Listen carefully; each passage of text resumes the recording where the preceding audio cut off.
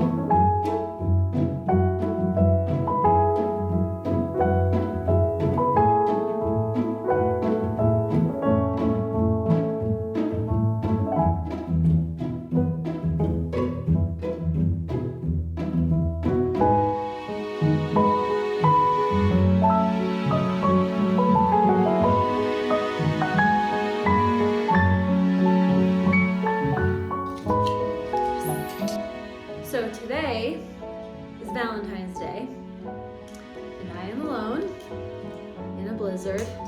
So I thought this could be the perfect opportunity for you and I, for you and I to have a bit of a more intimate moment. But let me pour the champagne and we'll get into it. Cheers, everybody. That's just not enough. So I bought myself this robe for Valentine's Day and I'm already obsessed with it. I also bought myself a humidifier. Sexy? No. Romantic? Yes. I feel like all hot girls are hydrated girls, so I've been on a mission to stay hydrated. That's besides the point. There are some things that I need to get off my chest, and there's also some things that you guys need to get off your chest. So if you guys have been following me on Instagram, you will have seen that for about the past year, I have been posting a question box that says, whatever you need to get off your chest, leave it here. Because we're all going through stuff behind the scenes that maybe we're ashamed to talk about, or it's taboo, or it's awkward, or we just don't have the right person in our lives. So I created this question box just as a safe place that always remains completely anonymous, that people can just put it. Since I've been doing that, I've been getting a lot of requests to do almost like an anonymous advice column. So that's what we're gonna do today. I put the question box on my Instagram story yesterday and you guys came with the confessions. We're all going through so many of the same things, or at least common themes. And to talk about it, I think is a really healthy thing, and it'll make us all feel a little less alone. At least that's the point of it. I want full disclosure that I am not a professional. I carry this with great responsibility that any of you would be willing to have me as your secret keeper. Again, not a professional. I cannot ask you guys to be vulnerable without being vulnerable first. So, love confession in the spirit of Valentine's Day. Here we go. We're gonna get a little closer. Hey Ree, you come, hey girl. Hi honey. This is the real love of my life, everyone. Yeah, you good girl. All right, mama's gotta work. Confession about love. I'm gonna have to take a sip for this because I've got a good one. Here it is. I have daddy issues. This may come as no surprise to many, but I do. Give me a hey in the comments if you also have daddy issues. Hey, you know, let's talk about it. We've all been through experiences that shape our reality around life and especially around love, right? My daddy issues, they have led me to date and be attracted to emotionally unavailable men. There can be emotionally unavailable partners that love you deeply, but are still emotionally unavailable, because my trauma wound, it goes and subconsciously seeks out emotionally distant men, which was reflective of my relationship with my dad. Emotionally distant men or partners, people, they have a trauma wound of protecting themselves from love by being emotionally distant. That doesn't mean that they're incapable of love. That's just their defense mechanism. And my defense mechanism is to choose those people. People who are emotionally distant often take the blame for love not working. And that is not the case. I am just as responsible because I have insecurity where perhaps I don't feel worthy enough, or perhaps I don't feel ready enough to experience a fully ready and fully blossomed love. This is a cycle I'm breaking, folks. So this is past me talking, okay? It is my responsibility just as much, because me choosing emotionally unavailable partners is me distancing myself from love. So that's my issue. It is not the responsibility of my partner, who has their own trauma to work through, to move through their trauma so that I don't have to. Does that make sense? Full accountability here. And it's been a great journey. So, hey, daddy issues. And daddy issues look different for everybody, okay? All right. We're getting real today, folks, okay? Ooh, this fire's getting hot. You're gonna chew that box right now, honey? You wanna wait till I'm done? You can go ahead and chew it. She can chew it. If there's noise in the background, it's Rio having a great day. So, how about it, honey? You be a good girl. I want to be honest with you guys about where I am at emotionally. And there's something I want to get off my chest. There have been some people as of late that have really been trying to put me in a box, especially here on the internet. Some people have been trying to tell me that I need to stick to making one type of video. That doesn't sound fun to me. And I like expressing myself any way I feel like. You know, I, just like all of you, am a multi-dimensional woman. Well, you might not all be women, but. And I love celebrating the complexities of what it is to be a human. And there is a much deeper story happening here on this channel than just cottage renovation videos or living on the road. Can't you feel it? There's something deeper happening here. I know you feel it. And look, I don't have all the answers, but I do know exactly what I'm doing. So if you're expecting a one-dimensional woman or a one-dimensional channel, I apologize, but you will be disappointed. But if you are willing to get on this wild ride with me and go through the ups and downs, ebbs and flows, twists and turns of life, and you want to do it together, then I think you are going to have a lot of fun watching this story unfold, which is my life. So anyway, that's where I'm at. Oh my God, this robe is amazing. Now we are going to get into what you guys are going through. And you guys came in hot and heavy. I don't know what I'm gonna call this segment, but as of right now, I'm just gonna call it Ask Alyssa. So welcome to a brand new segment called Ask Alyssa. Very brief intermission. I'm gonna go make some lunch and then we'll be back.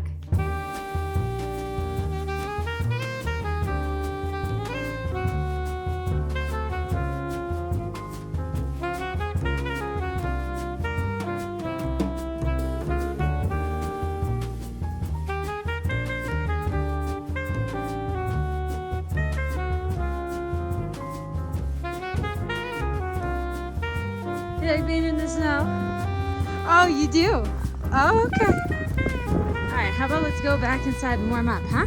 Let's go. Now that we're back from our break, I want to warn you guys, this is about to get juicy, and this is about to get very real. Now, I couldn't answer all of the questions because there are so many, but if you guys end up enjoying this segment, please let me know in the comments, and then maybe I'll do a second part. So, without further ado, confession. I am in love with my son's fiance. This is what we call the danger zone, my friend. This is a shame-free space, okay? So I don't know how your son's fiance identifies, but for the sake of discussion, I'm just gonna be using the pronouns she. And there's, of course, a lot of information I don't have, but with what I do have, these are my thoughts. You know, it's true that you can't help who you love, but you can understand why you love them. And I think this calls for immediate action in diving in. You gotta tap in. You gotta tap in real fast. Dive inward and consider why you might be in love with your son's fiance, as you say. You know, maybe it's love, but perhaps your son's fiance, she is representing to you something that could have been, or a type of woman in your life, an archetype of a woman. Like, love knows no age, okay? It knows no age. But when a child brings in a partner into the family, the older generation typically immediately steps into a fatherly or motherly role, right? So I would dive in real deep and consider to yourself, why is it that the love I have for this person immediately jumped over the fatherly love and went into the romantic love as it sounds? And I think you're gonna find out something about yourself, perhaps an old wound. Hey, daddy issues, you know, we've all got them. Where this woman or this person is bringing that up for you, and it's coming up in the form of love for her. Now, this is just me, you know, blabbing on with limited information. Go deep, just go in there. It's gonna be uncomfortable, you know, it's gonna bring up things from your past, but it's a journey, and it's a noble one, okay? This is a scenario that could shift an entire family dynamic with long-term consequences. That would be my advice. I do not envy you, my friend. That is a tough situation. That would be something really scary to just sit on by yourself. You've got this. Navigate it. And, you know, maybe even talk to a therapist about it. If anything evolves with the situation, please feel free to, you know, jump in that question box again and give us an update. Moving on. I am in a 12-year relationship and I don't feel appreciated. I feel like whatever I do is not enough. Worthiness. This is something a lot of us deal with, myself included. I just bought a book that I think you are going to love. Let me grab it really quick. Full disclosure, I have not read this book yet. I just got it in the mail, but I did listen to the podcast on the authors. So the book is The Love Prescription, 7 Days to More Intimacy, Connection, and Joy. And this is written by John and Julie Gottman. They're both psychologists, and they have studied love in relationships for 40 years. And I wrote down the stats to this because when I was listening to this podcast, I honestly couldn't believe it. I'll also link the podcast below. They were able to account for 90% of the variation. So with 90% accuracy, they were able to predict if a couple would stay together or get divorced. And then on top of that, they were able to predict the timeline for when they would get divorced, and if they stayed together, their happiness trajectory. This is a scientifically sound study from a 15-minute interaction with up to 90% accuracy. They wrote this book as a way, like an insider's guide into the love dynamics of humans. One of the big issues within love dynamics is appreciation. So whoever wrote that with You're Not Feeling Appreciated, I highly recommend this book. It's really short. It's like 150 pages, and it's kind of like a workbook where in 7 days you can connect with your partner and overcome these barriers that are so common for humans. I don't have anyone to practice this with, but even as a solo woman, I find it really interesting because I can get awareness into my own dynamic. I would also just generally say, of course, dive into your relationship, use that book, but also take a step back out of your relationship and check on your worthiness meter with yourself. Is this something you've struggled with for some time? Is, you know, like the younger version of you, the child version of you, needing love and a measure of worthiness from the adult version of you? That way you can show up to your relationship dynamic more whole, more clear, more empowered. You are absolutely worthy and you should feel loved. I hope that helps. You know, again, I'm not an expert, but these guys are, so I think they probably know what they're talking about. There were a lot of questions that all fell under this same umbrella. So I'm just gonna say, I feel trapped. A lot of people right now are feeling trapped within their relationship and within life. This is normal. This is totally normal, okay? Love in its purest form is liberating. It should never make you feel trapped. So let's talk about feeling trapped in relationships first, shall we? What is making you feel trapped? Is it the behavior in your dynamic that you're seeing from your partner? Or is it the expectations or the ideas you have surrounding love and relationship? Go ahead and think about that. Sometimes distance or letting go is one of the best things that you can do, and it can be a really healing thing. Sometimes you will need to let go to get the perspective that you need to show up for a healthy love. And that's okay. And letting go is really hard. And I know this from experience, but love is meant to be liberating. So letting go can be one of the deepest forms of expression for true love. Does that make sense? And also know that simply just bringing the awareness into what is making you feel trapped can give you the empowerment that you need to make the shifts within your dynamic. So I'm not saying you have to let go of that partnership, and maybe even communicate that with your partner. I think you probably should. In fact, I know you should. Hard conversations, but they shouldn't be, you know? I will put plenty of resources down below just for safety in terms of exiting a toxic situation or relationship.